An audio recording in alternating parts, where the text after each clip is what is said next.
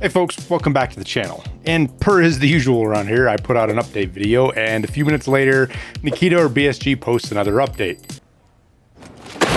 And that's what happened this morning when we did the video about the upcoming Softcore Changes. Nikita went ahead and posted a list of what they're planning on changing. So let's get into the list, explain what it is, so you're up to speed and you kind of know what to expect, or at least what I think what we're going to expect. So first thing, kind of a cool picture. I thought it was cool anyways. The Softcore Poster, whatever they want to put up there for it, with some guys chilling on a beach drinking beers in their Hawaiian shirts. I thought that was funny. Nothing more to that. Here is the list. And this list is, I'll bet this list isn't everything. Keep in mind that when we got the hardcore changes, they didn't list everything.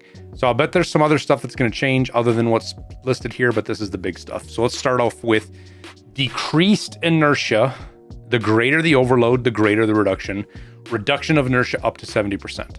Okay, so this kind of is confusing, but let me explain. The way inertia works in Tarkov is the heavier you get, the more that it is applied to your character and your movement.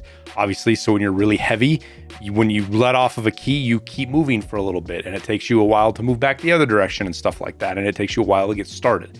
That's all inertia.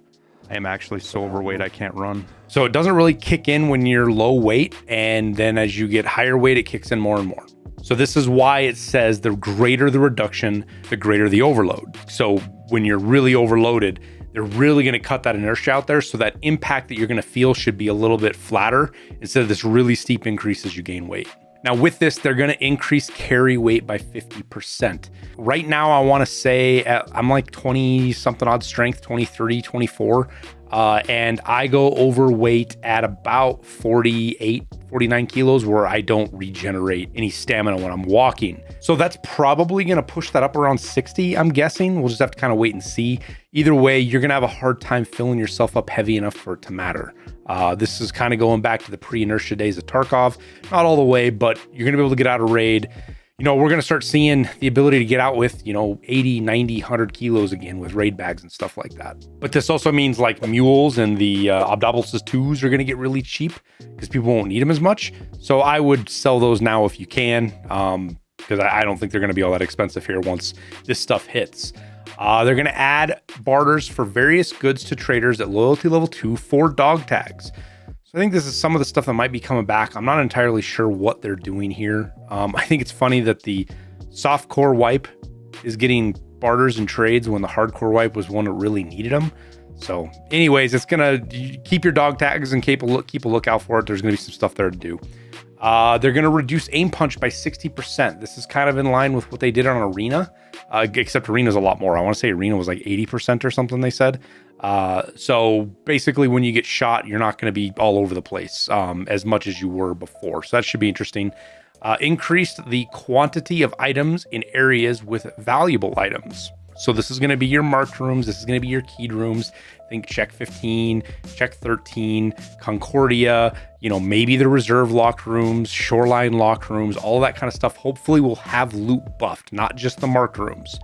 And I'm guessing like the Labyrinth and Labs as well will also have their loot cranked up a bit. Next up is increase the quantity of bag containers and stashes in locations. So this just means you're going to see more duffel bags and more stashes. If that means that you're going to see stashes every raid now, because the way the dynamic stashes kind of work, it feels like there's so many that can spawn a raid, and if they turn that up, then you're going to see more of them, and they're pretty good loot. Back in the day, stash running like customs used to be one of the best ways to get loot, because you got high-end armor and purple items and all sorts of stuff like that. So hopefully that happens there. Added spawning of weapon cases and other cases back into mark rooms. This is one that has been missing for a very long time, and I don't know why they refused to bring it back. It was one of the favorite things about mark rooms, and it made them worth fighting over, and it made for great PvP, and it kind of cleared the rest of the map because all the PvP chads would rush for the mark room, and you could kind of do the rest of the map without having to worry about fighting streamers and Uber chads and stuff like that. So we'll see what dynamic this has on the game. I think it's positive. I think this is something that should stay. Getting cases and things like that in mark rooms is always awesome. They're going to increase the colored card spawn on laboratories. So this is like green and yellow and black, and I don't think there's a red spawn on labs. I could be wrong, but I know there's a green and a black. I think there's a yellow spawn somewhere too, but I could be wrong about that. Either way, you're gonna have those more frequently spawning, and maybe they'll add some too. All types items can be traded at the flea market.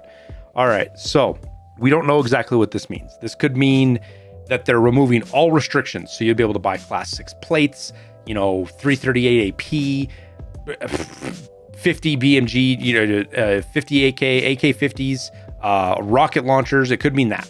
It might not. It could. It's hard to say. And also, they didn't say anything about found in raid. I think they're going to remove the found in raid requirement. I could be wrong about that, but that's kind of the gist I get from where they're going with this. So just gonna have to keep an eye. The flea market is available at level 10. This should pretty much put everybody on the flea market. The minimum number of slots in the flea market is 5. I think so. If you're gonna start off with 5 and then get more as the flea rep goes up, you might see people with like 10, 15 slots. Again, hard to say, but it depends on if it's going to be locked at 5 or it's going to be the old system where as you get more rep, you get more slots. Increased skill progression speed remains to, we'll just have to wait and see how much this is, if it's really going to matter. If they like double it or even triple the speed, it still isn't going to be enough, I don't think, to really make an impact. They've got to like 5x or 10x it, in my opinion. So we'll see. It'll be good. Hopefully this means people can get some of these skills leveled up that could be cool to try out and see how broken they are. That's one of the downsides of this beta that we've never really done, is we've never had a period where we really put these tasks to the test and really stressed them out with their perks and stuff like that to see, you know, are they buggy for one? Are they busted, like just over the top powerful? Are they useless? All that kind of stuff has never been fleshed out, unfortunately. So it'll be good to get some time with that for BSG to see. Increased experience multiplier per raid completion. So this means you're going to get a shitload more XP when you complete a raid. Really fast leveling, in other words. Hardcore wipe achievements will no longer be available for completion. So this is the 2 achievements, or probably 3 actually. The Targrad Tales you might not be able to get. Okay, so the achievements that they are for sure talking about are One Last Ride and Through to the End. One Last Ride is just getting Ragman to level 2. Through to the End is getting Kappa. Those will be going away. You will not be able to get those, which is really unfortunate. It sucks for anybody who's really close that they just kind of changed it up on this, because a lot of people were expecting to have till November 15th to get it. I honestly don't know why they're taking it away. It's not that big of a deal to let people get it afterwards. You know, for example, like Snowball, I don't have it. You know, the one where you got to kill all the bosses. Snowball, this one right here, right? Neutralize every boss without dying while playing as a PMC. They didn't turn this off when they put all the bosses on Shoreline. That's where a lot of people got this, is they killed all the bosses on Shoreline and then went and shot Zerachi on Lighthouse. And that's how they got it, versus now where you have to go to each map and do that and lower spawn rates. And so they didn't turn Snowball off when they did that. So I really don't get why they're turning off Through to the End and the One Last Ride, because there's a lot of people that are like 95% of the way there and they got most of it done during the hardcore wipe. I feel like they should let people finish that up and get it. You know, they got it most of the way. And the small amount of people that are going to get it in the next month between now and November, it doesn't matter. It doesn't take away from the achievement in my mind. I think you just leave it up there. But that's just my opinion. But that's all the updates. Once this hits, it's supposed to hit on October 8th or approximately October 8th. That's all we've heard. There's no solid date yet. It doesn't sound like there's going to need to be a patch for this.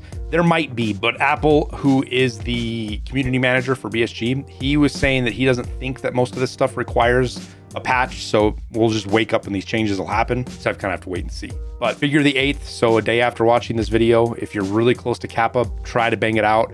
I am going to put a post on X here, pleading my case about leaving the achievements in for people, and we'll see if they do it or not. But with that, we'll wrap her up. I hope this video was helpful for you guys. As always, I appreciate having you here and watching my content and consuming it. Don't forget to hit that like and subscribe button. Helps me out a lot. Tells YouTube that you want to see more of my content. But that's all we have. We'll do another update if anything is worthwhile. But with that, we'll sign off. Wish you guys the best of luck in your raids, and we'll see you in Tarkov.